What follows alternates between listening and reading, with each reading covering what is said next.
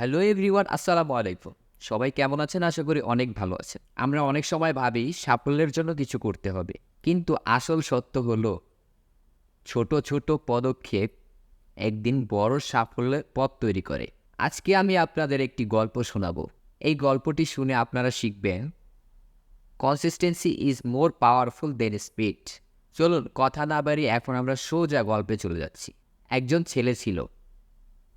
সে স্বপ্ন দেখত ভালো লেখক হওয়ার, কিন্তু সমস্যা হলো সে একসাথে বড় বই লিখতে পারত না। তারপরে গভীর চিন্তা করে সে পদক্ষেপ নিল। কি পদক্ষেপ নিল জানতে চান?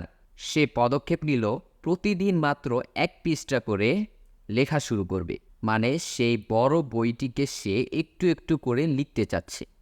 প্রতিদিন 1 পৃষ্ঠা করে লেখাতে তার কাজটি অনেকটাই সহজ হয়ে গেল। এইভাবে দিন চলে যাচ্ছে, মাস চলে যাচ্ছে, বছর চলে যাচ্ছে। 30 দিনে 30 পৃষ্ঠা, 1 বছরে 365 পৃষ্ঠা সে লিখে ফেলল। মানে পুরো একটি পূর্ণ বই। এইভাবে ছোট ছোট চেষ্টা তার বড় স্বপ্নকে সত্যি করে দিল। এই গল্পটি আমাদের শিখায় সাকসেস আসে একদিনে নয়, বরং প্রতিদিনের ছোট ছোট পদক্ষেপ থেকে।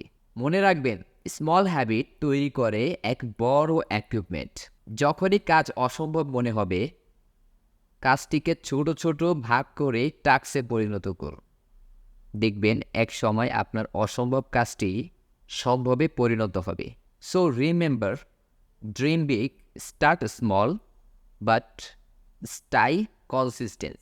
তাহলে বন্ধুরা, আজ থেকে আপনার স্বপ্ন ছোট ছোট ধাপে ভাগ করে নিন। প্রতিদিন একটু একটু করে এগোতে থাকুন।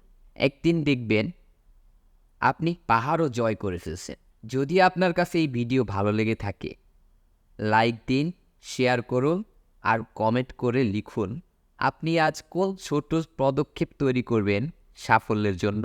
C you in the next video. Thank you for watching.